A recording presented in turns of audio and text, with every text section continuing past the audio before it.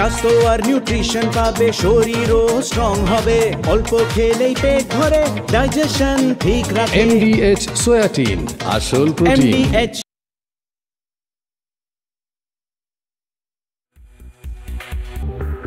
নমস্কার, দেখছেন রিপাবলিক বাংলা, সঙ্গে রয়েছি আমি স্বর্ণালী। শুরু করছি আজকের সোজাসুজি স্বর্ণালী। নিঃসন্দেহে আজকের দিনটা খুব খারাপ, কারণ বেশ খারাপ খবর আমাদের কাছে এসে পৌঁছেছে। কাজের চাপ সহ্য করতে না পেরে নাকি একজন বিএলও তিনি আত্মহত্যা করেছেন, এবং যথারীতি সেটা নিয়ে রাজনীতিও শুরু হয়ে গেছে। কারণ মৃতদেহ নিয়ে রাজনীতি, মৃত্যু নিয়ে রাজনীতি, হত্যা নিয়ে রাজনীতি, ধর্ষণ নিয়ে রাজনীতি, এগুলো তৃণমূল কংগ্রেসের বহু পুরনো। ক্ষমতায় আসার আগে যারা তাপসী মালিকের মৃতদেহকে পোস্টার বানিয়ে রাজনীতি করেছে, তারা এবারও যে তীর্থের কাগের মতো বসে নেই। শুধুমাত্র কখন কোথায় কোন বিএলওর অসুস্থতার খবর বা মৃত্যুর খবর পাওয়া যায় তার জন্য কি জানে। একই ছবির আবারও পুনরাবৃত্তি, কিন্তু হয়তো পুরো বিষয়টা তারা নিজেরাও পড়েনি, জানেনি, বা হয়তো সামনে আসেনি। সমস্যা আসলে কোন জায়গায়, কোন জায়গা থেকে তৃণমূল কংগ্রেস এত ডেসপারেট হয়ে গেছে, মরিয়া হয়ে গেছে এই এসআইআর প্রসেসটাকে বন্ধ করতে, যে কারণে বিভিন্ন সময়তে ওত পেতে থাকছে যে কোনো ঘটনাকে এসআইআর এর সঙ্গে যুক্ত করার জন্য।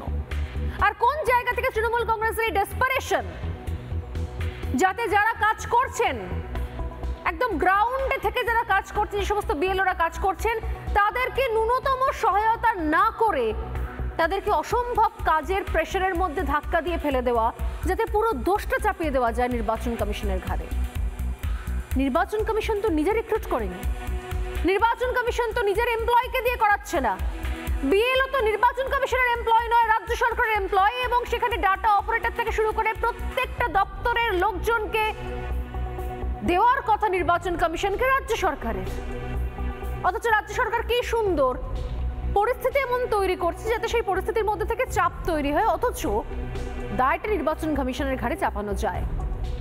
আজকে এমনই কিছু ঘটনার পর্দাফাশ করব সোজাসুজি স্বর্ণালীতে, যে রাজ্য সরকার, রাজ্যের মুখ্যমন্ত্রী মমতা বন্দ্যোপাধ্যায় ঠিক কি কি ভাবে, আমরা বলি সাম দাম দণ্ডভেদ, অর্থাৎ কি কি উপায় চেষ্টা করছে এই এসআইআর কে আটকানোর, যেন তেন প্রকারেণ এসআইআর কে বন্ধ করতে কি কি পদক্ষেপ নিচ্ছে, কতটা মরিয়া তৃণমূল কংগ্রেস, আজ পর্দাফাশ করব।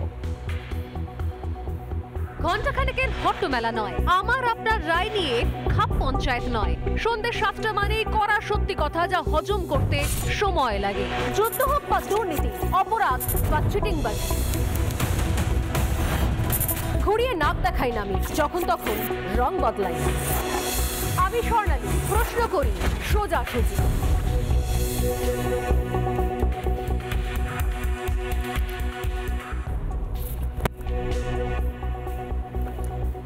যে খবর দিয়ে শুরু করেছিলাম আজকে, তা হচ্ছে এক মর্মান্তিক খবর। ইতিমধ্যেই সেই খবর সামনে এসে পৌঁছেছে যে কাজের চাপ সহ্য করতে না পেরে নাকি আত্মহত্যা করেছেন বিএলও রিঙ্কু তরফদার, যার বয়স মাত্র 54। নদিয়ার চাপড়াতে তার বাড়ি। তিনি বিএলও হিসেবে কাজ করছিলেন, তিনি পেশায় পার্শ্ব শিক্ষিকা। তার মৃত্যুর পর একটি সুইসাইড নোট সামনে আসে, এবং তাকে ঘিরেই যাবতীয় রাজনীতি শুরু করে দিয়েছে এই মুহূর্তে শাসক দল তৃণমূল কংগ্রেস।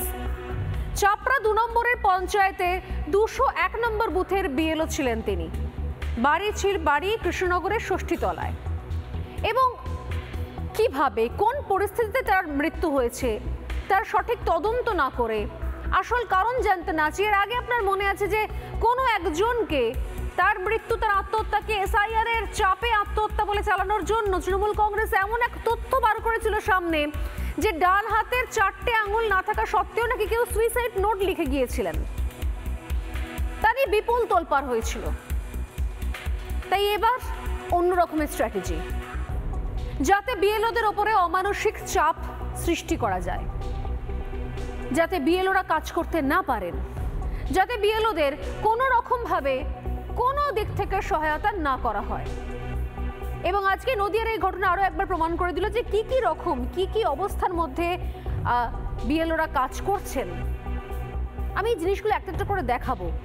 আর সত্যি সত্যি চাপ দেওয়া হচ্ছে নাকি বেশ কিছু ক্ষেত্রে এই বিএলওদের ক্ষেত্রে যে অভিযোগ ছিল অনেকে তৃণমূল আশ্রিত বিএলও তারা পার পেয়ে যাচ্ছেন, আর যারা একনিষ্ঠভাবে নিজে থেকে নিরপেক্ষভাবে কাজ করতে চাইছেন তাদেরকে কোনো রকমের সহযোগিতা করা হচ্ছে না? আসলে কোনটা সত্যি? আজকে সরাসরি এই নিয়ে প্রশ্ন করব, সোজাসুজি এটারই উত্তর খোঁজার চেষ্টা করব যে আসলে নেপথ্য কারণ কি। যে সুইসাইড নোট এই মুহূর্তে তৃণমূল কংগ্রেস দায়িত্ব নিয়ে ভাইরাল করছে, আদৌ কি তারা সেই সুইসাইড নোটটা নিজেরা পুরো পড়েছেন, পড়ে জানার চেষ্টা করেছেন? যদি তর্কের খাতিরে ধরেও নি যে এই সুইসাইড নোট আসল, যদিও এই প্রত্যেকটা মৃত্যুর অস্বাভাবিক মৃত্যু তদন্ত হওয়া উচিত, তাহলেও অভিযোগের আঙুল যাদের দিকে উঠছে সেখান থেকে শাসক দল তার ঘাড় থেকে দায় অস্বীকার করতে পারবে না। বিভিন্ন জায়গা থেকে একই অভিযোগ আসছে, চূড়ান্ত অসহযোগিতা। যেখানে ফর্ম বিলি করার কাজ বিএলওর, ফর্ম জমা নেওয়ার কাজও বিএলওর, সেখানে ডেটা এন্ট্রি অপারেটরকে তাকে দেওয়া উচিত, প্রোভাইড করা উচিত। অর্থাৎ যারা বিএলওর সঙ্গে থেকে সেই ডেটাগুলোকে তুলে দেবে নির্দিষ্ট ওয়েবসাইটে। এবং খুব সিগনিফিকেন্ট আজকের এই অত্যন্ত প্রাসঙ্গিক একটা পয়েন্ট যোগসূত্র হিসেবে আজ তুলে ধরবো আমি এই সন্ধ্যে 7টার সোজাসুজি স্বর্ণালী থেকে। মাননীয় মুখ্যমন্ত্রী, আমি জানি না তিনি জ্যোতিষ চর্চা করেন কিনা, তিনি জাস্ট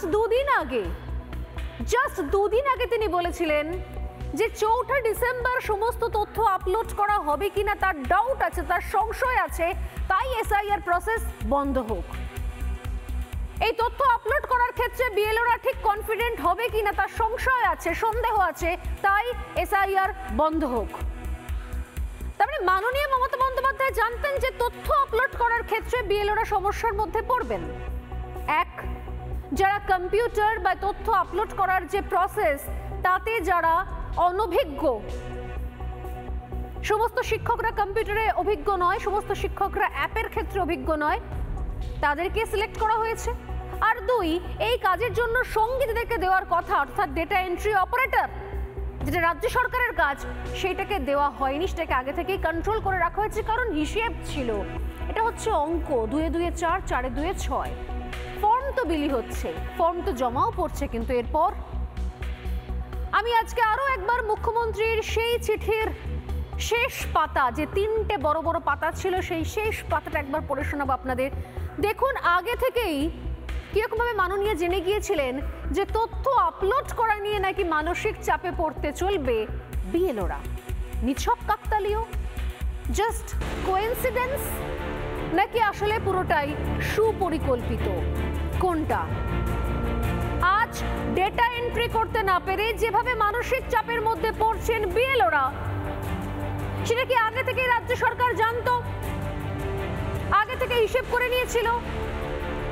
নয়তো কি করে হয়? 2 দিন আগে মাননীয় বলছেন ডেটা এন্ট্রি নিয়ে প্রবলেম হবে, মানসিক চাপ বাড়বে, ডেঞ্জারাস জায়গায় যাবে। আর ঠিক 2 দিনের মধ্যে এক বিএলও জানা যাচ্ছে যে অভিযোগ তিনি নাকি এই ডেটা এন্ট্রি করতে পারেননি বলে নাকি মানসিক চাপ নিতে পারেননি, তাই তিনি আত্মহত্যার পথ বেছে নিয়েছেন। মাননীয় জানতেন আগে থেকে এরকম কিছু হবে। ভারী অদ্ভুত, কিন্তু যোগসূত্র অদ্ভুত যে তিনি যে বিষয়ে সন্দেহ প্রকাশ করেছিলেন, যে বিষয়ে তিনি উল্লেখ করেছিলেন যে শেষ প্রান্তে ঠিক সেই ঘটনাটাই ঘটলো। অর্থাৎ কোথাও কি অন্য কিছুও রয়েছে? ডেটা এন্ট্রি অপারেটর যাদেরকে দেওয়ার কথা ছিল তাদেরকে কি নির্দিষ্ট সময় দেওয়া হয়নি, নাকি এমন পরিস্থিতি তৈরি করা হয়েছিল যে তাতে এই ডেটা এন্ট্রি অপারেটরকে না দিয়ে বাড়তি চাপের মধ্যে ফেলে দেওয়া যায় বিএলওদের? কারণ 4 তারিখ যে ডেডলাইন ফাইনাল করেছে নির্বাচন কমিশন, এবং সেই ডেডলাইন যে কোনোভাবে চেঞ্জ হবে না, যে নির্বাচন কমিশনের সূত্রে বারবার বলা হয়েছে। মমতা বন্দ্যোপাধ্যায় রিকোয়েস্ট করেছিলেন এই এসআইআর প্রসেস যত দূর হয়েছে, যতটুকু হয়েছে, অবিলম্বে বন্ধ করো। ভারী অদ্ভুত বিষয়। আজ আমার হাতে ওই সুইসাইড নোটটিও রয়েছে এবং মাননীয় ইলেকশন কমিশনকে লেখা সেই চিঠিও রয়েছে। আমি পড়ে শোনাবো আসল অভিযোগ কার দিকে, আর সেদিন মাননীয় কোন কোন জায়গাতে তার আপত্তির কথা তুলে ধরেছিলেন। যে আপত্তির কথা তুলে ধরে তিনি বলেছিলেন যে এসআইআর প্রসেস বন্ধ করা হোক। তবে তার আগে স্বপন মণ্ডল, যিনি এই বিএলও ঐক্য মঞ্চের প্রতিনিধি সদস্য, তিনি কি বলছেন এই ঘটনার সামনে আসার পর, তৃণমূল আরও একবার রাজনীতি শুরু করার পর স্বপন মণ্ডল কি বলছেন একবার শোনাবো।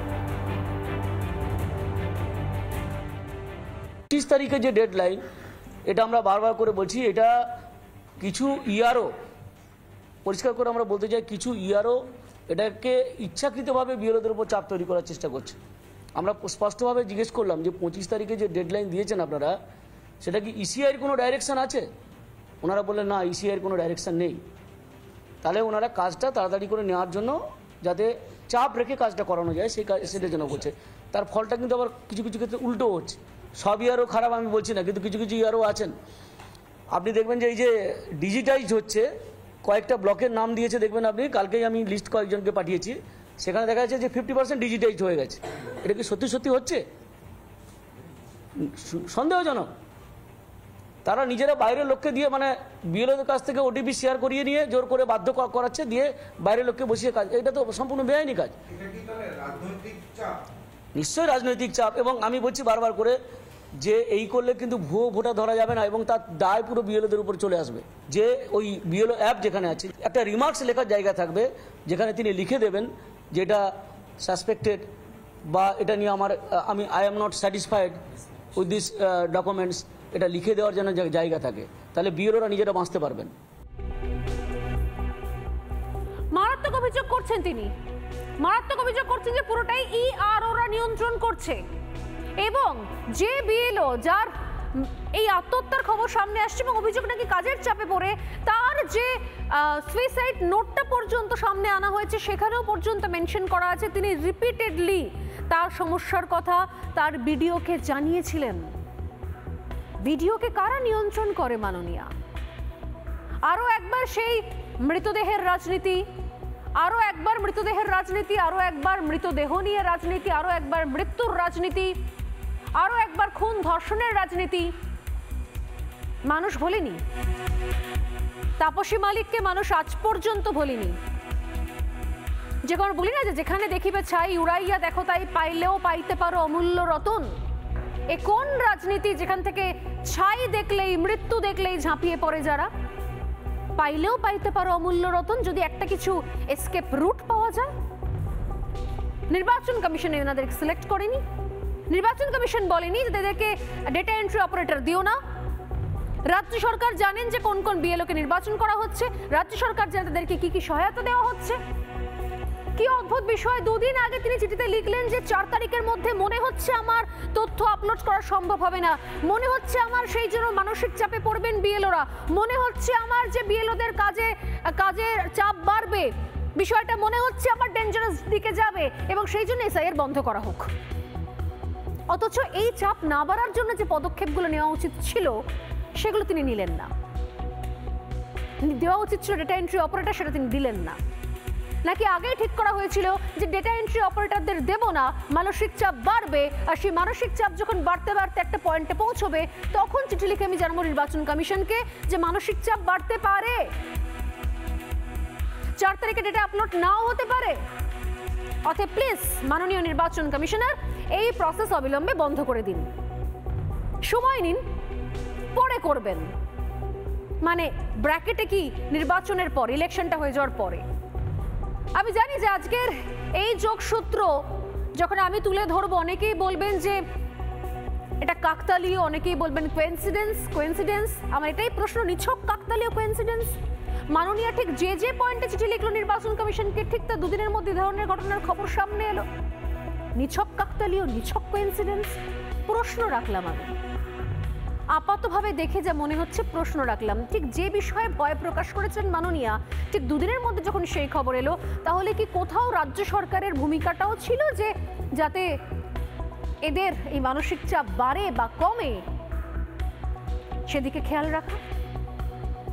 না হলে হলো কি করে? শুধু তাই নয়, আজকে এই মঞ্চ থেকে বিএলও ঐক্য মঞ্চের সাধারণ সম্পাদক স্বপন মণ্ডল আরও একটা মারাত্মক অভিযোগ করেন যে বিএলওদের উপর চাপ তো সৃষ্টি হচ্ছে, শুধু তাই নয় তার সঙ্গে আর্থিক চাপেও নাকি রয়েছেন বিএলওরা। আর কি কি অভিযোগ করছেন তিনি আমি একবার শোনাবো, তারপর আজকে স্টুডিওতে থাকবেন স্বপন মণ্ডল, সরাসরি তার কাছেও যাবো। শুনুন কি অভিযোগ করছেন তিনি।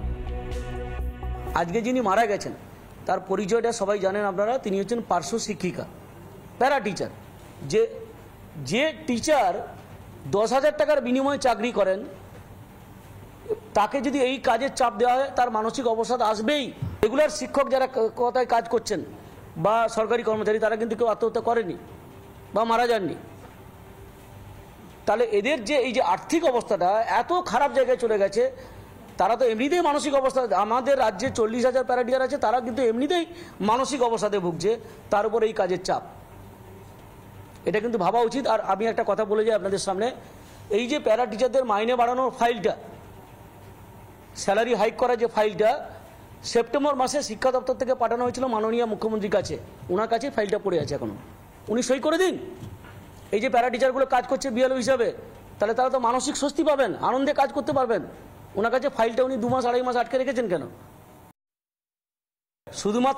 শুধুমাত্র নির্বাচন কমিশন দায়ী এটা আমরা মনে করি না, এখানে সরকারেরও ভূমিকা আছে। ওনারা ডেটা এন্ট্রি অপারেটর দিলেন না কেন? ওনারা বিএলওদের থ্রেট করছেন কেন? সেটা তো একটা বড় প্রশ্ন। ওনারা কেন বলছেন যে বিএলওদের গাছে বেঁধে রাখা হবে, তাই না? ওনারা কেন বলছেন যে বিএলওদের চোখে চোখে নজরে রাখো, কেন বলছেন? এই স্টেটমেন্টগুলো দেওয়ার জন্য কি নিন্দা প্রস্তাব করেছে সরকারের পক্ষ থেকে? করেননি, তাই না? এসআইআর এর আগেও আপনারা সরকারের কর্মচারী, এসআই শেষ হয়ে গেলেও আপনারা কর্মচারী, এটাও তো থ্রেট। তাহলে রাজ্য সরকারের ভূমিকাও আছে, এটা অস্বীকার করা যাবে না। ঠিক এই জায়গা থেকে এই মুহূর্তে আমার সঙ্গে যারা রয়েছেন তাদের সঙ্গে আমি একবার করে আলাপ করে নেব। আমার সঙ্গে রয়েছেন এই মুহূর্তে স্টুডিওতে রাজনৈতিক বিশ্লেষক নীলাদ্রি ব্যানার্জি রয়েছেন, বিএলও ঐক্যমঞ্চে এক্ষুনি যার বক্তব্য শুনছিলেন, যিনি এই ঘটনার পরে প্রথম প্রতিবাদ জানিয়েছেন, স্বপন মণ্ডল, এবং রয়েছেন গবেষক মানস ভট্টাচার্য। প্রত্যেকে স্বাগত রিপাবলিক বাংলা সোজাসুজি স্বর্ণালীতে। আমার সঙ্গে রয়েছেন প্রাক্তন এনএসজি কর্তা দীপাঞ্জন চক্রবর্তীও। আমি দীপাঞ্জনবাবু আপনার কাছে আসবো আজকে একটু পরে। তার আগে আমি এই মুহূর্তে যে জায়গা থেকে শুরু করেছি সেই বিষয়টাতে একটু গভীরে ঢুকতে চাই। আমি শুরুতেই বলছিলাম না, যেখানে দেখিবে ছাই উড়াইয়া দেখো তাই পাইলেও পাইতে পারে অমূল্য রতন। যে রাজনৈতিক দল একসময় এক মৃতদেহ, ভয়ঙ্কর অবস্থায় যে মৃতদেহকে দেখতে পাওয়া যায়, সাংবাদিকদের কাছে আজ পর্যন্ত ট্রমা। সেই ছবিটা গোটা পশ্চিমবঙ্গ জুড়ে বড় বড় হোর্ডিং পোস্টারে দিনের পর দিন আমাদের দেখতে হয়েছে। সেই সময় তৃণমূল কংগ্রেস সেই মৃতদেহের ওপর রাজনীতি করেছে, বারবার সেই সময় বামেরা বলে এসছিল। যাদের উত্থানে সেই মৃতদেহ ছিল তারা আজ পর্যন্ত সেই মৃতদেহ দেখলেই রাজনীতি থেকে সরে আসতে পারে না। যে মর্মান্তিক ঘটনা ঘটেছে, এক বিএলওর আত্মহত্যার ঘটনা, তার প্রকৃত তদন্ত না করে, আরো গভীরে গিয়ে সমস্যার ভেতরে না ঢোকার চেষ্টা করে সরাসরি তা নিয়ে রাজনীতি শুরু হয়ে গেল। সত্যিই কি রাজনীতি করার জন্য করা, নাকি আসলে এর আড়ালে অন্য কোনো ইন্টেনশন রয়েছে? অর্থাৎ যেটা শুরু থেকে তৃণমূল কংগ্রেস চাইছে, যেন তেন প্রকারেণ যে কোনো কিছুর বিনিময় হোক এই এসআইআর প্রসেস বন্ধ করতে হবে। কোনটা? আমি শুরু করবো আজকে স্বপনবাবু আপনাকে দিয়ে। যে অভিযোগগুলো, আমি জানি না যে ঘটনার এখনো তদন্ত হয়েছে কিনা, আদৌ তদন্ত করার দরকার প্রয়োজন বোধ করবে কিনা রাজ্য সরকার বা পুলিশের কি ভূমিকা থাকবে, আমি একটা জিনিসই বলবো, বিএলওদের ওপর যে চাপের কথা বলা হচ্ছে, কোন জায়গা থেকে বিএলওদের ওপর চাপ বাড়ছে একটু ক্লিয়ারলি বলুন তো। কারণ অনেক জায়গাতে এও অভিযোগ আসছে যে বিএলওরা ফর্ম নিচ্ছেন, ফর্ম জমা দেওয়ার সময় তো অনেক সময় তো বিএলওর কাছে গিয়ে ফর্ম জমা দিতে হচ্ছে, কাজের প্রেশার রয়েছে। সেই জায়গা থেকে ফর্ম জমা এবং ফর্ম বিলি কাজ প্রায় 100% শেষ, 99.74 সম্ভবত এখন হয়ে গিয়েছে। ফর্ম জমাটাও হচ্ছে, অনেক ক্ষেত্রে বিএলওরা বসে আছেন, তাদের কাছে এসেও ফর্ম জমা চলছে। তাহলে বাড়তি যে এক্সট্রা চাপের কথা বলা হচ্ছে, সে এক্সট্রা চাপটা কোনটা? সেটা কি এই তথ্যগুলোকে আপলোড করার ক্ষেত্রে চাপ, কোনটা? যে আপনি আলোচনা এর আগে করছিলেন সঠিকভাবে আর কি, সেটা হচ্ছে যে এই মানে ফর্ম ডিস্ট্রিবিউশন এবং কালেকশন, এই দুটো নিয়ে খুব একটা অসুবিধা হয়নি। হ্যাঁ, সমস্যাটা হচ্ছে যে সার্ভার প্রবলেম। আজকেও আমরা ডেপুটেশনে বলেছি সার্ভার প্রবলেম মানে যে সার্ভারের বিএলও অ্যাপটা আছে আর কি, সেখানে যখন আপনি তথ্যগুলো, ইন্ডিভিজুয়াল তথ্যগুলো আপলোড করতে যাচ্ছেন, আবার ওই ফর্মটাকে স্ক্যান করে কিন্তু আপলোড করতে হবে, যেটা জমা দিয়েছে তার সঙ্গে নিজেকে ডেটা এন্ট্রি করতে হবে। এই দুটো কাজ যখন করা হচ্ছে তাতে কিন্তু সময়টা অনেক লাগছে। সার্ভার কি হ্যাং হয়ে যাচ্ছে? মানে কি মেন কাজ করার সময়, যেটা ধরুন ফর্মটা কালেকশন সারাদিন ধরে করা হলো, এবার সন্ধ্যেবেলা তো আপনি আপলোড করার চেষ্টা করবেন, সন্ধ্যেবেলা থেকে রাতে ঘুমোতে যাওয়ার আগে পর্যন্ত, ঠিক সেই সময়টাতে কিন্তু সার্ভারটা বসে যাচ্ছে, যেটা আমরা আজকে বারবার করে বলেছি। এটা একটা চাপ, কিন্তু এই চাপের জন্য একটা মানুষ তাকে শেষ করে দেবে নিজেকে, আত্মহত্যার পথ বেছে নেবে এর কোনো কারণ আমরা খুঁজে পাচ্ছি না। এর পেছনে- কাজের চাপের জন্য আত্মহত্যাটা সত্যি সত্যি এটা না, আমি- বিশ্বাসযোগ্য হয় না, কারণ বিশ্বাসযোগ্য হোক না হোক- প্রত্যেক ক্ষেত্রে মানে এটা নিঃসন্দেহে বিএলওদের উপর চাপ এখন রয়েছে। বাকি যারা প্রাইভেট সেক্টরে চাকরি করেন তারা জানেন যে কি অমানসিক চাপ, এমনকি আমি আমাদের কথাও বলি সাংবাদিকদের উপরে কি অমানসিক চাপ, মানে 24/7 এই চাপের মধ্যে আমাদেরকে প্রতিদিন গুজরান করতে হয়। অর্থাৎ কাজের প্রেশারের জন্য এটা সমর্থনযোগ্য নয় কখনোই। দুটো পয়েন্ট আমি এর সঙ্গে অ্যাড করে দিতে চাই, সেটা হচ্ছে যে দেখুন মূল সমস্যাটা তো ডেটা এন্ট্রি নিয়ে, তাই না? ঠিক। তাহলে নির্বাচন কমিশন নবান্নকে লিখেছিল যে ডেটা এন্ট্রি অপারেটর দেওয়া হোক, আলাদা করে কোনো ডেটা এন্ট্রি অপারেটর নিয়োগ করতে হতো না, সরকারকে খরচা করতে হতো না। আমাদের যে বিভিন্ন ডিপার্টমেন্ট আছে রাজ্য সরকারের আন্ডারে, প্রত্যেকটা ডিপার্টমেন্টে দেখবেন ওয়েবেল থেকে নিযুক্ত, ওয়েবেল যারা আইটি পার্সোনাল সাপ্লাই করে, সেই ওয়েবেল থেকে নিযুক্ত কর্মীরা কিন্তু প্রত্যেকটা ডিপার্টমেন্টে 200-300 করে কাজ করছেন। তাহলে সেখান থেকে তার 10% কর্মীকে যদি এখানে ডেপুটেশনে পাঠানো যেত যে তোমরা এই কটা দিন এসআইআর কাজ করবে, ঠিক। ডেটা আপডেট করা কাজ করবে, ঠিক। তাহলে হেল্প করবে, তাহলে ব্যাপারটা মিটে যেত। আসল কথা মমতা বন্দ্যোপাধ্যায় মাননীয় মুখ্যমন্ত্রী, আমি ওনাকে ওয়েবেল থেকে তাহলে বলা হচ্ছে না কেন? না, ওয়েবেল নিজে বলতে পারে না, রাজ্য সরকার না বলে বলে রিকোয়েস্ট করেনি? না, করেনি। কেন করেনি? ওয়েবেলকে নয়, রাজ্য সরকার যদি বাকি ডিপার্টমেন্ট যেগুলো আছে তার আন্ডারে তার আন্ডারে তাদেরকে যদি বলতো যে তোমরা ওই কর্মীদের 10%কে ছেড়ে দাও এই কাজটা করার জন্য, তাহলে কিন্তু কাজটা উঠে যেত।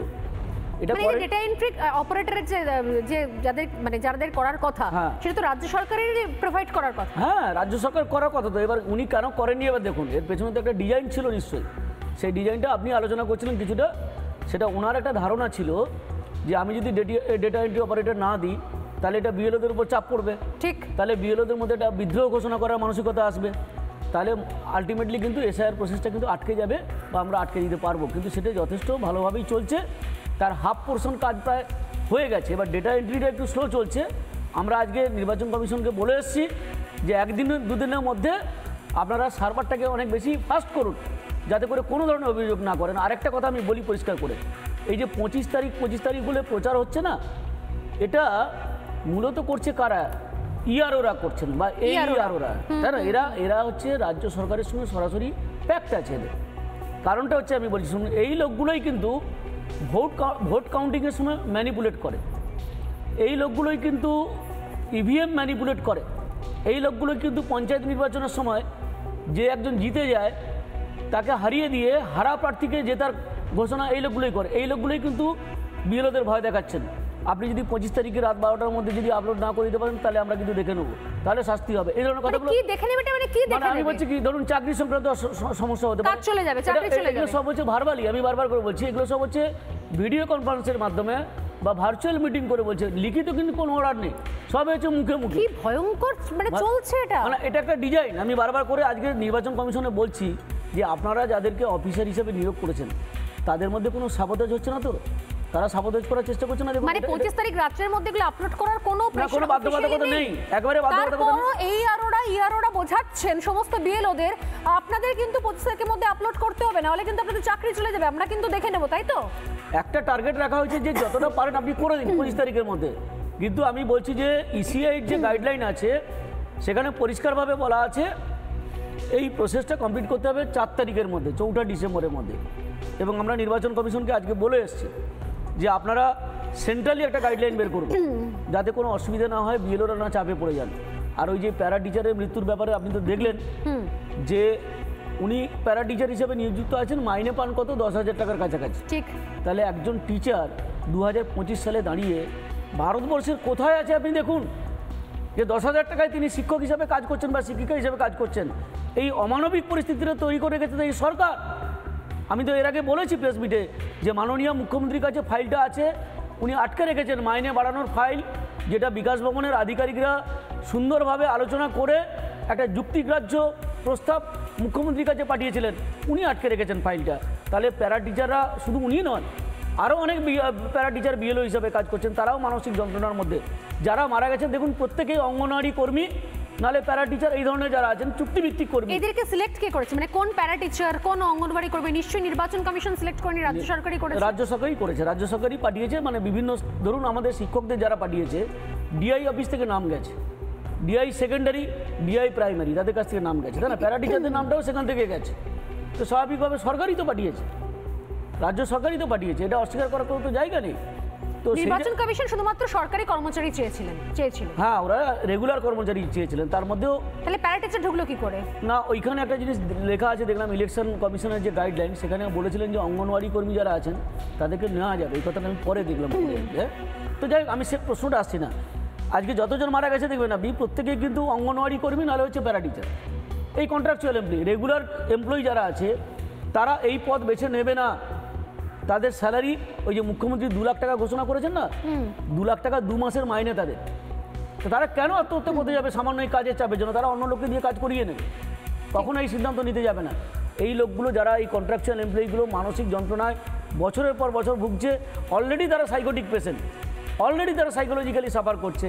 আর রাজ্য সরকারের এই ভূমিকা, প্যারা টিচাররা তো দিনের পর দিন আন্দোলন করেছে, এখনো বিকাশ ভবনের সামনে বসে আছে। যারা মানসিক যন্ত্রণার মধ্যে রয়েছে, যারা অলরেডি রাস্তায় বসে আছে, যারা দীর্ঘদিন ধরে আন্দোলন করছে, যারা চাকরির জন্য আন্দোলন করছে, মানে মাইনের জন্য আন্দোলন করছে, এখনো বসে আছেন বললেন। একদমই তাই। প্রায় সময় আমরা গিয়ে আমরা লাইভ করেও, রিপাবলিক বাংলা সব থেকে বেশি টিচারদের দুঃখ কষ্ট দেখিয়েছে, একদম লাইভ কভারেজ করেছে। তাদেরকেই বেছে বেছে সিলেক্ট করে নেওয়া এবং তারপর তাদেরকে কোনো রকমের হেল্প না করা, ডেটা এন্ট্রি অপারেটর প্রোভাইড না করা, মানে সরকার জানে যে কারা কারা এই অ্যাপে আপলোড করতে পারবে, কারা কারা করতে পারবে না, কাদের ক্ষেত্রে প্রতিবন্ধকতা আছে, কাদের ক্ষেত্রে নেই।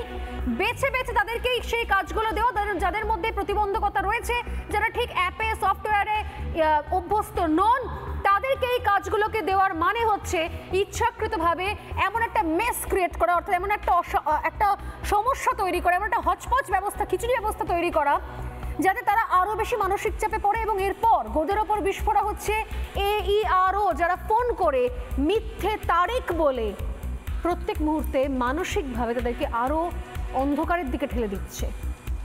আজ স্পষ্ট হয়ে গেলে, বলেছিলাম আজকে পর্দাফাশ করব।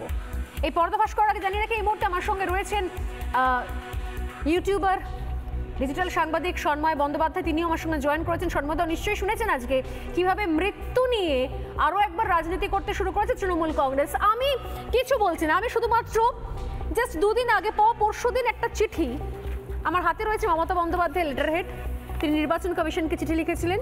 আমি আমার আরেকটা ক্যামেরা পার্সনকে বলবো এই চিঠির দিকে একটু ফোকাস করতে। আমি জাস্ট তার থেকে 1-4টে লাইন শুধুমাত্র পড়ে শোনাতে চাইবো। এইটা হচ্ছে মমতা বন্দ্যোপাধ্যায় লেটার হেড। এর অনেক বড় চিঠি লিখেছেন তিনি। সেই বড় চিঠির মধ্যে আমি একটা জায়গা পড়ছি, দ্বিতীয় পাতার একদম ওপরের দিকের একটা অংশ পড়ছি। এটার আমি আলাদা করে গ্রাফিক্সও করে রেখেছি। আমি আমার বলবো, যিনি রয়েছেন আমার বুলেটিন প্রডিউস করছেন অরূপকে যদি খুঁজে পায়, তাহলে সেই পয়েন্টটাও তুলে ধরতে পারবে। দেখুন, মমতা বন্দ্যোপাধ্যায়ের লেটার হেড একদম ক্লোজে দেখাতে বলবো। অমিত ফোকাস করছে। আপনারা জানেন যে মমতা বন্দ্যোপাধ্যায় লেটার হেড, এখানে 4 ভাষায় ওনার নাম থাকে। প্রথমে বাংলায়, তারপর হিন্দিতে, তারপর উর্দুতে, তারপর ইংলিশে, দুদিকে, এদিকে ডেজিগনেশন, এদিকে নাম। দেখুন এই পাতার ওপরের অংশে উনি কি লিখছেন।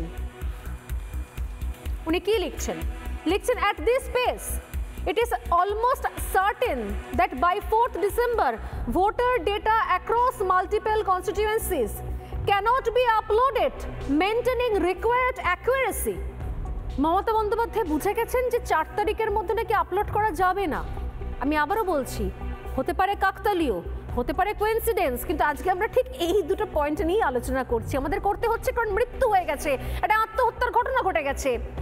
পরের লাইন দেখুন, even more concerning is the fact that many BLOs under extreme pressure and fear of punitive action are being pushed to submit incorrect or incomplete entries. মানেটা কি? পিউনিটিভ অ্যাকশনের কথা বললেন। Punitive action? হ্যাঁ, পিউনিটিভ অ্যাকশনটা তো রাজ্য সরকারই নেবে। পিউনিটিভ অ্যাকশন নেওয়ার মালিক কিন্তু মানে নির্বাচন কমিশন হয়তো রেকমেন্ড করতে পারে। আমি জাস্ট বাকরুদ্ধ। এই মুহূর্তে যারা আমার শো দেখছেন তারা বুঝতে পারছেন যে আন্ডার এক্সট্রিম প্রেশার লিখছেন, BLOs under extreme pressure and fear of punitive action আর being posted to submit incorrect and incomplete entries. এই অ্যাকশন কি নির্বাচন কমিশন নেবে? পাশে বসে আছেন একজন BLO ঐক্যমঞ্চের সম্পাদক বসে রয়েছেন, অর্থাৎ তাদেরকে ভয় পাওয়ানো হয়েছে। এই অ্যাকশন নেওয়ার এই যে স্ট্যান্ডার পড়ে দিলাম, মাননীয়া মাফ করবেন, 2 দিন আগের আপনার চিঠি আমাকে আবারও আজকে পড়তে হলো, কারণ আমি আবারও বলছি, তৃণমূল কংগ্রেস বলবে কোইন্সিডেন্স, কাকতালীয়। আমি বলবো যেটা পড়ছি আর যেটা আজকে ঘটলো কি করে হতে পারে এত সুন্দর কানেকশন, এত কাকতালীয়? মানুষদের কাছে বা ঝট করে যাব, মানুষদের দীর্ঘদিন এই কাজ করেছেন বিএলও হিসেবে, মানুষদের কি বলবেন আপনি আজকের এই ঘটনার পর? যদি আমি আবারও বলি, একজন সরকারি কর্মচারী যদিও প্যারা টিচার, তিনি কাজের চাপে নিজের জীবনকে শেষ করার যে অভিযোগ সামনে আসছে সেটা কখনোই সমর্থনযোগ্য নয়। কারণ এর থেকে ভয়ঙ্কর প্রেশার নিয়ে বিভিন্ন সেক্টরে, যারা সরকারি, যারা বেসরকারি ডিপার্টমেন্টের সেক্টরে কাজ করেন, তারা এর থেকেও মারাত্মক প্রেশার নেন। কি প্রেশার নেন একজন যারা সীমান্তে দাঁড়িয়ে কাজ করছেন, আমাদের মতো সাংবাদিকরা অহরাত্র কাজ করছেন, এমনকি আপনি চলে যান বেসরকারি সেক্টরে, আইটি সেক্টরে, তারা জানেন না কালকে চাকরি থাকবে কিনা, সেগুলো লাখ লাখ টাকার মাইনে। আমি এগুলোকে কখনো সমর্থন করতে পারি না অন এয়ার চ্যানেলে বসে, কিন্তু আমি বলছি এই যে প্রেশারের কথা বলছেন উনি, এক্সট্রিম মেন্টাল প্রেশার, আমি বলছি কোনো যোগসূত্র আপনি কি পাচ্ছেন? মাননীয় জাস্ট ভয় পেলেন, তিনি তার ভয়টা প্রকাশ করলেন, নির্বাচন কমিশনকে বললেন এরকম কিছু হতে পারে কিন্তু, অতএব প্লিজ এসআইআর বন্ধ করুন। আর আজ এমন একটা মর্মান্তিক খবর পেলাম এবং যে অভিযোগ সামনে আসছে, খোদ স্বপনবাবু এখানে বসে রয়েছেন, ওরা বেছে ভুল তারিখ দিয়ে বিএলওদের ওপরে মেন্টাল প্রেশার ক্রিয়েট করার চেষ্টা করছে এই ডেটাগুলোকে আপলোড করার জন্য, যেখানে ডেটা এন্ট্রি অপারেটর প্রোভাইড পর্যন্ত করা হচ্ছে না রাজ্য সরকারের তরফ থেকে। মানুষটা আমাদের সময়ে এতটা চাপ ছিল না, তার কারণ হচ্ছে যে আমাদের চাপটা যেভাবে সবাই মিলে ভাগ করে নেওয়া হয়েছিল। এবছর যেটা হয়েছে সেটা হচ্ছে উপর মহল থেকে যাদের সমস্ত প্রেশার, সেই সব প্রেশারগুলো এসে জমা হচ্ছে বিএলওদের উপরে, যেটা একেবারেই যৌক্তিক নয়, অন্যায় কাজ। যে অফিসারদের যে চাপ, তার ঊর্ধ্বতন কর্তৃপক্ষের যে চাপ, এই সমস্ত চাপগুলো এসে পড়ছে বিএলওদের উপরে এবং তার ফলে তারা অনেকেই মানসিক অবসাদে আসেন। কিন্তু মূল কারণ সেটাও নয়। তুমি যে চিঠির কথা বললে, সেই চিঠির যদি রহস্য উদ্ঘাটন করতে হয় তাহলে তোমাকে আরেকটু গভীরে যেতে হবে। সেটা হচ্ছে যে এই এসআইআর যখন চলছে, যেটা প্রকাশ্যে বলা হচ্ছে না, যেটা অফিসাররা জানে যে তারা কি কঠিন চাপের মুখে পড়তে চলেছে, সেটা হচ্ছে 1 সেপ্টেম্বর থেকে ইমিগ্রেশন অ্যান্ড ফরেনার্স অ্যাক্ট 2025 ভারতবর্ষে লাগু হয়েছে। তার সঙ্গে এসআইআর এর সম্পর্ক কি? তার সঙ্গে এসআইআর এর সম্পর্ক হচ্ছে, যদি দেখা যায় যে এখানে ভুলক্রমে একজন বাংলাদেশি অনুপ্রবেশকারী ঢুকেছে, তিনি আধার কার্ড করিয়েছেন, তার আধার কার্ড কোনো কারণে আপলোড করা হলো এবং পরে প্রমাণিত হলো সেটা জাল, তাহলে এই পুরো চেনটা আইনের আওতায় আসবে এবং তাদের প্রত্যেকের শাস্তি হবে। অর্থাৎ বাংলাদেশ থেকে ঢুকে সে কে আশ্রয় দিয়েছিল তার শাস্তি হবে, কে তাকে আধার কার্ড করিয়ে দিয়েছিল তার শাস্তি হবে, কে আপলোড করেছে তার শাস্তি হবে, কোন নেতা তাকে ভোটার কার্ড করিয়ে দিয়েছিল তার শাস্তি হবে। এইটা রাজ্য সরকার বুঝেছে যে এই রকম ভুরি ভুরি জালি কাগজ ধরা পড়বে এবং সেইগুলো প্রত্যেকটা ওই immigration and foreigners act 2025 1 September থেকে যেটা চলছে, সেই আওতাতে রাজ্য সরকারের প্রচুর পঞ্চায়েত প্রধান, প্রচুর পঞ্চায়েত মেম্বার, প্রচুর বিডিও, হয়তো আরো ঊর্ধ্বতন কর্তৃপক্ষ, তারা প্রত্যেকে জড়িয়ে যাবে। এমনকি ওই আইনে আরো বলা হয়েছে যে বাংলাদেশ থেকে যারা চিকিৎসা করাতে আসছে কলকাতায়, তাদেরকে ইমিডিয়েট জানাতে হবে কেন্দ্র সরকারকে যে কতজন এসেছিল, তাদের মধ্যে কেউ ভারতে আধার কার্ড করিয়েছে কিনা। এই আতঙ্কগুলো গ্রাস করেছে রাজ্য সরকারকে, যে তার মানে কি একটা পুরো সিস্টেম এই জালি কাজের জন্য জড়িয়ে যাবে। যদি এগুলো প্রত্যেকটা ধরা পড়ে তাহলে কিন্তু একটা বড় অংশ শাস্তির মুখে পড়বে, বিএলও নয়, কারণ বিএলও একেবারে গ্রাউন্ড লেভেলে কাজ করছে। বাকি যে পুরো চেনটা, যে র্যাকেটে এই যে ভুড়ি ভুড়ি আধার কার্ড ধরা পড়েছে, ভুড়ি ভুড়ি ভোটার কার্ড, সেটা কারা করে দিয়েছিল, এই পুরো চেনটা ধরা পড়ার আশঙ্কায় এখন রাজ্য সরকার কিন্তু এই বারবার বাধা দিতে চাইছে। কারণ পুরো চেনটা যদি ধরা পড়ে সেটাতে কিন্তু শাসকের একটা বড় ধস নামবে। বাধা দেওয়ার জন্য মানে ছলে বলে কৌশলে, আমরা একটা কথা বলি বাংলায়, এইরকম চাপ সৃষ্টি করা হবে। আর একদমই বেছে বেছে এমন লোককে সিলেক্ট করলাম যারা পার্শ্ব শিক্ষক, পার্শ্ব শিক্ষিকা, যারা রাস্তায় বসে দীর্ঘদিন ধরে আন্দোলন করছেন, যাদের মাইনে নেই, বেতন নেই, তাদের জন্য তারা আন্দোলন করছেন, তারা অলরেডি মেন্টাল প্রেশারে রয়েছেন। স্বপনদা খুব সিগনিফিকেন্ট কথা বলেন, আমাদের রিপোর্টারও প্রায় সময় যারা ননস্টপ কভারেজ করেন এগুলো, তারাও বলেন যে দীর্ঘদিন ধরে আন্দোলন করতে করতে অনেকে মানসিক অসুস্থ হয়ে পড়েছেন, তাদেরকে সিলেক্ট করা হলো বিএলও হিসেবে, যারা জানেন যে যারা কম্পিউটারে অ্যাপে অভ্যস্ত অভ্যস্ত নয়, স্বাচ্ছন্দ্য নন, তাদেরকে ঠেলে দেওয়া হলো সেই কাজে। এগুলো তো নির্বাচন কমিশন করেনি, রাজ্য সরকার করেছে। এবং ডেটা এন্ট্রি অপারেটর হিসেবে যারা কাজ করতে পারতো, হেল্প করতে পারতো, তাদেরকে সেখান থেকে তুলে নেওয়া হলো। নিয়ে এবার ইআরওকে দিয়ে ভার্বালি, হয় ফোনে না হয় বিভিন্ন মিটিংয়ে কনফারেন্সে ভার্বালি তাদেরকে ভয় ধরিয়ে দেওয়া হলো, যে এমন চাপ দেওয়া হলো এই কাজ যদি 25 তারিখের মধ্যে করতে না পারো তাহলে চাকরি চলে যাবে, তোমাকে আমরা দেখে নেব। আমরা জানি না যে না জানি আর কি কি মানসিক চাপ বা আর কি কি থ্রেট বিভিন্ন সময় এই সমস্ত পার্শ্ব শিক্ষক শিক্ষিকাদের দেওয়া হচ্ছে। কি ভয়ঙ্কর বিষয়! একটা সুইসাইড নোট নিয়ে তৃণমূল কংগ্রেস রাজনীতি করতে নেমে পড়েছে। তারা কি আদৌ সুইসাইড নোটের প্রথম প্যারাটা পড়ে দেখেছেন? কি লেখা রয়েছে? আমি জাস্ট দুটো লাইন বলবো এখান থেকে। তিনি লিখছেন যে আমি খুব সাধারণ মানুষ, কিন্তু এই অমানসিক কাজের চাপ আমি নিতে পারছি না, আমার কাছে রয়েছে। অত্যন্ত হৃদয় বিদারক একটা সুইসাইড নোট। আমি আবারও বলি যে কখনোই এটার পথ হতে পারে না, এটাকে সাপোর্ট করার, সমর্থন করার কোনো জায়গাই নেই। এটা অত্যন্ত অন্যায় বলে মনে করি আমরা, আত্মহত্যা মহাপাপ। তারপর উনি লিখছেন যে আমি কোনো রাজনৈতিক দলকে সমর্থন করি না, খুব সাধারণ মানুষ, কিন্তু এই অমানসিক কাজের চাপ আমি নিজে নিতে পারছি না। আমি একজন পার্শ্ব শিক্ষিকা, বেতন পরিশ্রমের তুলনায় খুব কম, কিন্তু এরা আমাকে ছাড় দিল না। কারা? আমি এবার এই লাইনটা না দেখেই পারছি না। দেখুন লেখা রয়েছে, অফলাইন কাজ আমি 95% শেষ করে ফেলেছি, কিন্তু অনলাইনে আমি কিছুই পারি না। অর্থাৎ অনলাইন কাজ জানেন না। বিডিও অফিসে এবং সুপারভাইজারকে জানানো সত্ত্বেও কোনো ব্যবস্থা নেওয়া হলো না। 20 নম্বর পার্টে কেউ ছিল না বলে আমার কাজ চাপিয়ে দিল, কিন্তু পরে অন্য পার্টের অনেককে অন্য পার্টে বিএলও হিসেবে নিয়োগ করা হলো। স্বপনদা, এখানে স্পষ্ট বলা হচ্ছে, অভিযোগ করছেন উনি। আমি যদিও এটা সত্যতা জানি না, আমি আবারও বলছি এই চিঠির সত্যতা সম্পর্কে আমার কাছে কোনো তথ্য নেই। এগুলো সোশ্যাল মিডিয়াতে ইতিমধ্যেই ভাইরাল হয়ে গিয়েছে, এবং এই মৃত্যু তদন্ত হচ্ছে কিনা সেটারও কোনো এখনো পর্যন্ত নিশ্চয়তা নেই। এটার আরও গভীরে তদন্ত করা দরকার, চিঠিরও তদন্ত হওয়া দরকার, কোথায় কি বৃত্তান্ত করে। এর আগে আমরা দেখেছিলাম যে হাতে 4টে আঙুল না থাকা সত্ত্বেও একজনকে সুইসাইড নোট লিখে দিয়েছিলেন, হাস্যকর ছিল। তবু আমি বলবো, এই যে বলা হচ্ছে বিডিও অফিসে জানিয়েছিলাম, সুপারভাইজারকে জানিয়েছিলাম, তারপরে কেউ কিছু দেখেনি। হ্যাঁ, বিডিও অফিস মানে যেটা আমি এর আগে বললাম, ইআরও যিনি আছেন আর কি, ইলেকট্রাল রেজিস্ট্রেশন অফিসার, এবং হচ্ছে সুপারভাইজার, মানে কয়েকজন বিএলওকে নিয়ে একজন করে সুপারভাইজার নিয়োগ করা হয়েছে আর কি। তো তাদের কাছে রিপোর্ট করেছিলেন যে আমি অনলাইনে কাজে কিছু জানি না। তাহলে সেখানে তো অ্যাসিস্ট্যান্ট বিএলও দেওয়ার একটা প্রভিশন আছে।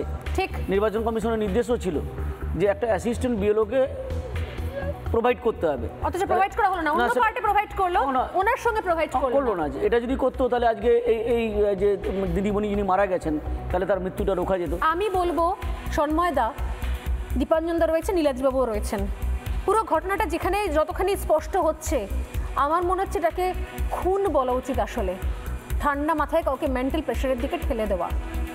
ইচ্ছাকৃতভাবে একজন মানুষের প্রেশারের মধ্যে রয়েছে, সে কাজ পারছে না, সে অফলাইনে সমস্ত কাজ শেষ করে ফেলেছে, অনলাইন কাজে সে অভ্যস্ত নন, তিনি পার্শ্ব শিক্ষিকা, তিনি বিডিও অফিসে বলছেন, তার সুপারভাইজারকে বলছেন, বারবার রিপিটেডলি বলছেন, তারপরও তাকে হেল্প করা হলো না, তাকে অন্য জায়গায় লোক পাঠানো হলো, কিন্তু তাকে হেল্প করা হলো না। সন্ময়দা, আমি পরপর আসছি, সন্ময়দা, দীপাঞ্জন এবং নীলাদ্রি। আমি স্বর্ণালী প্রথমেই ধন্যবাদ জানাবো যে একটা অনেকগুলো অ্যাঙ্গেল আজকের এই আলোচনায় আপনারা তুলে আনলেন। প্রথম কথা হচ্ছে একজন প্যারা টিচারের জীবনে অন্ধকার নেমে আসা আজকের দিনে যে কারণেই মৃত্যু হয়ে থাকুক অত্যন্ত দুঃখজনক। কিন্তু এই প্যারা টিচাররা গত 15 বছর 20 বছর চাকরি করার পর এরা যে সর্বনিম্ন মাইনে পান সারা ভারতবর্ষে ইতিহাস। প্রাইমারিতে 10,000, স্বপনবাবু আছে বলতে পারবেন, 13,000 পান আপার প্রাইমারিতে, যেখানে হরিয়ানা থেকে দিল্লি পর্যন্ত 45,000 থেকে 55,000 টাকা মাইনে পান, যেখানে 60% কেন্দ্রীয় সরকার দেয়, 40% রাজ্য সরকারে দেওয়ার কথা, যেখানে 60% অর্থাৎ প্রায় আপার প্রাইমারিতে যেখানে 25,000 টাকা কেন্দ্রীয় সরকার একজন প্যারা টিচারের জন্য মাইনে দেন, যেখানে 15,000 টাকা রাজ্যের দেওয়ার কথা, একজন প্যারা টিচারের যেখানে 40,000 টাকা মাইনে হওয়ার কথা, সেই প্যারা টিচার এখন এই পশ্চিমবঙ্গের মাটিতে দাঁড়িয়ে 13,000 টাকা মাইনে পাচ্ছেন গত 15 বছর 20 বছর চাকরি করার পর। 2011 ক্ষমতায় আসার আগে 2010 সালে এই প্যারা টিচারদের একটা মিটিং ছিল ধর্মতলায়, সে ভিডিওটা ভাইরাল হয়েছিল, যেখানে বলেছেন কেউ খাবে না, আমি হতে দেব না, আমাদের ক্ষমতায় আসতে দিন। আজকে ক্ষমতায় আসার পর আজকে একজন প্যারা টিচারকে, এইটা একটা দিক আলোচনা হওয়া উচিত। আরেকটা জায়গা আমি স্বর্ণালী আপনাকে পয়েন্ট আউট করাচ্ছি, যে প্যারা টিচার এনগেজ হয়েছেন আপনারা ইনভেস্টিগেশন করে দেখুন যে সেখানে স্থায়ী কোনো কর্মচারী, প্যারা টিচারদের তো পরে গ্রেডে আসার কথা, স্থায়ী কোনো কর্মচারীকে না দিয়ে প্যারা টিচারকে ঢোকানো হয়েছিল এই প্রেশারটা যাতে তার উপর ক্রিয়েট করা যায়। আমি একটা ছোট্ট রেফারেন্স দিয়ে শেষ করব। আমি যে অঞ্চলে থাকি পানিহাটি, সেখানে 254টা মতো বুথ আছে। 254টা বুথের মধ্যে 66 জন এই ধরনের প্যারা টিচার এবং অন্য লোকজনকে এঙ্গেজ করা হয়েছে। অথচ দেখেছি হিসেব করে 200-র উপর স্টাফ সেখানে আছে, পার্মানেন্ট স্টাফ বিভিন্ন সরকারি অফিসে। তাদের ট্রাস্ট করেনি, অর্থাৎ প্যারা টিচারদের উপর মানসিক চাপ দিয়ে তাদের দিয়ে কাজটাকে করিয়ে নেব এই অঙ্ক করে ওসি ইলেকশনকে দিয়ে এই ম্যানিপুলেশনটা হয়েছে। কিন্তু এটাও কিন্তু আজকে ইনভেস্টিগেশনের আওতায় নিয়ে আসা উচিত। কেন একজন প্যারা টিচার যাকে আপনি 10,000 টাকা মাইনে দেবেন, কেন একজন প্যারা টিচার যাকে 13,000 টাকা মাইনে দেবেন, সেই প্যারা টিচারকে আপনি নির্বাচনী কাজে ব্যবহার করার জন্য তার নামটাকে এই লেভেল দিয়ে ঢোকাবেন? এবং খুব খুব ভুল না হলে আপনাদের মনে থাকবে নীলাদ্রিবাবু এখানে রয়েছেন ঠিক একই রকম ভাবে যখন আবাস নিয়ে সমীক্ষা চলছিল, আমরা দেখেছিলাম যে অঙ্গনওয়াড়ির উপরে কিরকম ধরনের মানসিক চাপ দেওয়া হয়েছিল।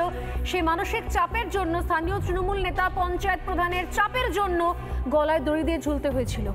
কি ভয়ঙ্কর চাপ! অতএব আমি বেছে বেছে এমন একটা সেক্টরকে বাঁচলাম, অনেক আগে থেকে বোধহয় পরিকল্পনা হয়েছে, যারা এমনি দুর্বল, যারা মানসিক অসুস্থতার মধ্যে রয়েছেন, যারা দীর্ঘদিন ধরে রাস্তায় বসে রয়েছেন, যারা বিক্ষোভ করছেন রোদ জল ঝড় মাথায় নিয়ে, যারা মাইনে পাচ্ছেন না, যাদের উপর অমানসিক প্রেশার রয়েছে, যাদের নিজের কাজের অনিশ্চয়তা নেই, তা সেই শ্রেণীটাকে বেছে নেওয়া হলো। তাদের উপর আরো প্রেশার দেওয়া হলো, তাদের পাশ থেকে সমস্ত হেল্পিং হ্যান্ড সরিয়ে দেওয়া হলো। এবার রাজ্য সরকার ভাববে যে এবার কি হবে, এবার তো এসআইআর বন্ধ হবে, কারণ এমন সিচুয়েশন ক্রিয়েট করে দিয়েছি আমি। কি বলবেন নীলাদ্রিবাবু?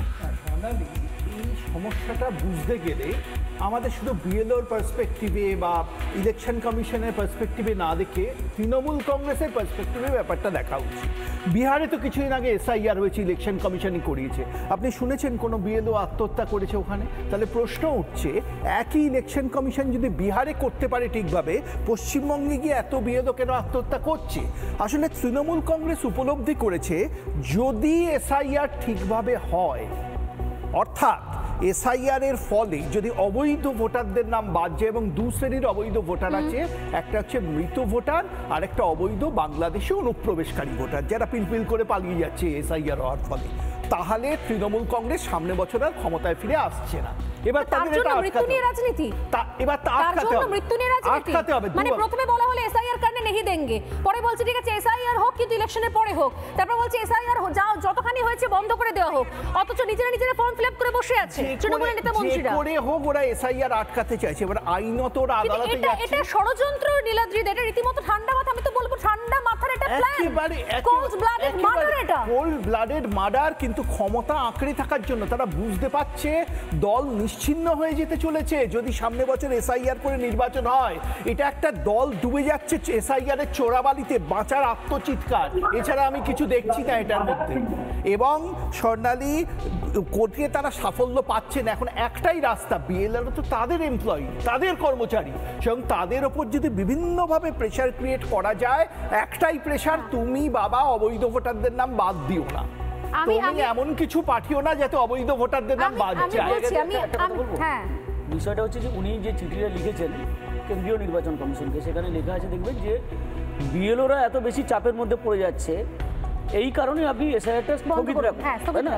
তাহলে আমি যদি তর্কের খাতিরে ধরে নিই যে মাননীয় মুখ্যমন্ত্রী বিএলওদের প্রতি এত দরদি, তিনি তাদের নিয়ে এত উদ্বিগ্ন, তাহলে সেই বিএলও মানে রাজ্যের শিক্ষক এবং সরকারি কর্মচারী, তাদেরকে দিনের পর দিন রেগুলার টিচার, রেগুলার যে গভর্নমেন্ট এমপ্লয়ি, তাদেরকে অর্ধেক মাইনেতে কাজ করাচ্ছেন কি করে?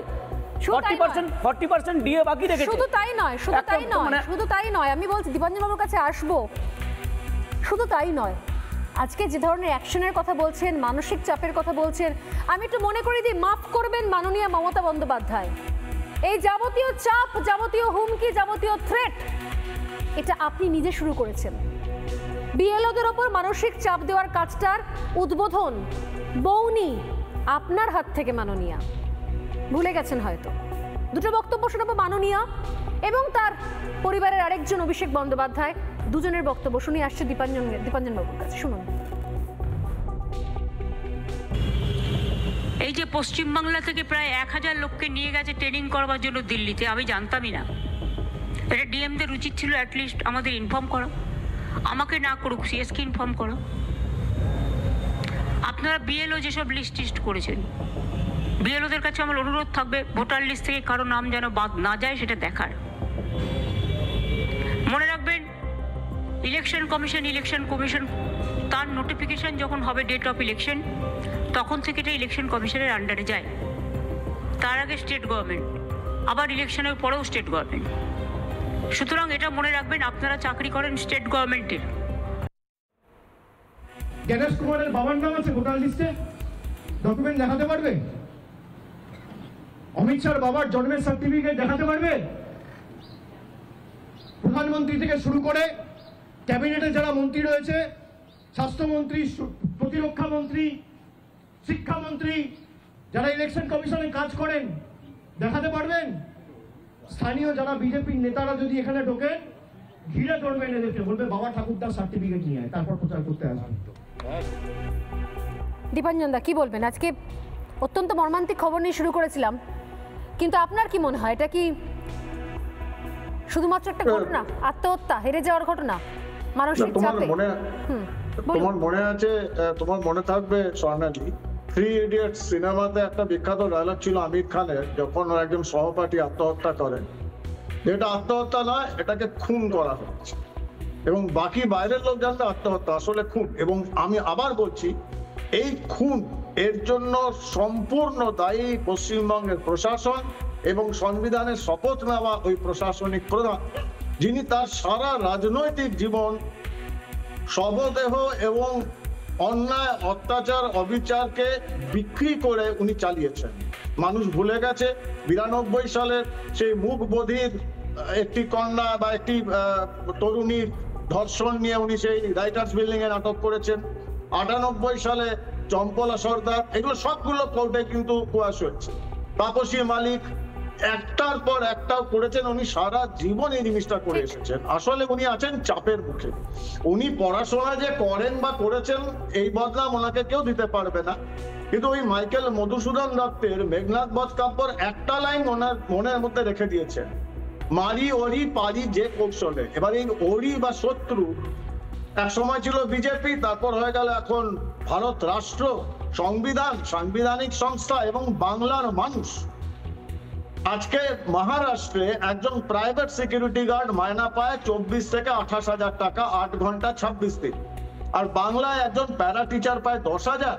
শুনলে লজ্জা লাগে, আমি মহারাষ্ট্রে থাকি। একদম এই তো বাংলার অবস্থা করে দিয়েছে। আমার একটা অন্য চিন্তা হচ্ছে, জানো, একটু হয়তো অপ্রাসঙ্গিক কিন্তু গুরুত্বপূর্ণ, ভেবে দেখো তোমরা।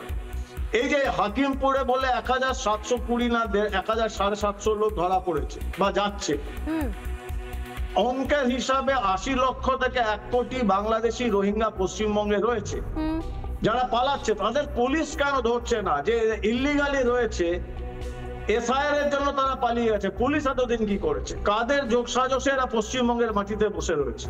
এমন তো নয় এদের এই গুলশান কলোনি নাকি খালি হয়ে গেছে, এই লোকগুলো গেল কোথায়? এমন তো নয় যে এই শাহজাহান সিদ্দিকুল্লাহ এদের ধরে রেখেছে, কোথাও একটা শেল্টার দিচ্ছে, ইলেকশনের সময় এরা বেরিয়ে আসবে। কোথাও মানে আপনি আশঙ্কা করছেন যে মানে আরো যাতে খালি না হয়, তার জন্য এরকম আরো ষড়যন্ত্র কিছু রচনা হতে পারে, আরো এরকম চাপ বাড়তে পারে, মানে আরো বিএলওদের উপরে চাপ আসতে পারে, কারণ এসআইআর তো বন্ধ হচ্ছে না, কলোনি খালি হয়ে যাচ্ছে, উনি জানেন হাকিমপুর চেকপোস্ট করে যাচ্ছে। হ্যাঁ, কিন্তু ওই যে ফচকে ছোড়াটা যে বলছিল যে গণেশ কুমার, আরে নাম উচ্চারণ করছিস, senior most IAS officer, chief election commissioner, ঠিক, যাকে প্রশ্ন করছে তার বাবা সার্টিফিকেট, এই ফচকে চোরাকে যদি কেউ বলে যে তোমার ডিএনএ টেস্ট করা হোক, উত্তর দিতে পারবেন তো? এই সমস্ত নোংরামি ভাষা কোথা থেকে আসে? উনি একজন সাংসদ, আসলে পড়াশোনা না জানলেই হয়। সময় একদম শেষ, আমি শেষ করবো। সব বন্ধু একটা কথা বলতে একদম সংক্ষেপে এক লাইন। অনেকে বিশ্লেষণ করছে যে প্রচুর লোক পালিয়ে যাচ্ছে, এই কথাটা আমি মনে করি না যে পালিয়ে যাচ্ছে। তাদেরকে পালিয়ে যেতে উৎসাহিত করা হচ্ছে একটা রাজনৈতিক দলের পক্ষ থেকে, কারণ তারা জানে যে এরপরে যারা এর সঙ্গে ইনভলভ ছিল তারা ধরা পড়ে যাবে, এটা একটা ব্যাপার। আর আমি বিএলওদেরকে হাত জোড়ো করে অনুরোধ করছি, আপনারা কোনো খারাপ সিদ্ধান্ত নেবেন না, কাজের চাপের অজুহাত দিয়ে নিজেকে শেষ করবেন না। একদম পরিস্থিতি যা হোক সেটাকে সামাল দিতে হবে, এবং 25 তারিখটাকে টার্গেট ধরে আপনারা কোনো সিদ্ধান্ত নেবেন না, তারপরেও সময় পাবেন। আজকে আমরা ইলেকশন কমিশনের সঙ্গে কথা বলেছি এবং তারা বলেছেন যে সময় পাবেন। ঠিক, এটা খুব জরুরি বার্তা ছিল, এবং আমারও অনুরোধ আজকে এই শো থেকে, প্লিজ যে সমস্ত বিএলওরা কাজ করছেন, রাস্তায় দাঁড়িয়ে গ্রাউন্ডে বসে কাজ করছেন, তাদেরকে একটাই অনুরোধ আমার এন্ড থেকেও, এই ঘটনার পরে এবং আজকের এই ঘটনা এপিসোডের পর দেখুন এপিসোডকে আরো বেশি ছড়িয়ে দিন এবং বুঝতে পারছেন নিশ্চয়ই আপনারা যেটা একটা চক্রান্ত, আপনারা ফাঁদে পড়ে যাচ্ছেন। কোথাও কেউ কোনো ক্ষতি করবে না, কেউ আপনাদের চাকরি টানাটানি করবে না, কোনো ডেডলাইন নেই এরকম ভাবে 25 তারিখ বলে। আপনারা প্লিজ এই চাপটা নেবেন না, এটা সরকারের তৈরি করা চাপ, এই ফাঁদে পা দেবেন না। জীবন খুব দামি, অনুরোধ করলাম। সময় শেষ, একটা ছোট্ট বিরতি নিয়ে ফিরে আসছি, সঙ্গে থাকুন।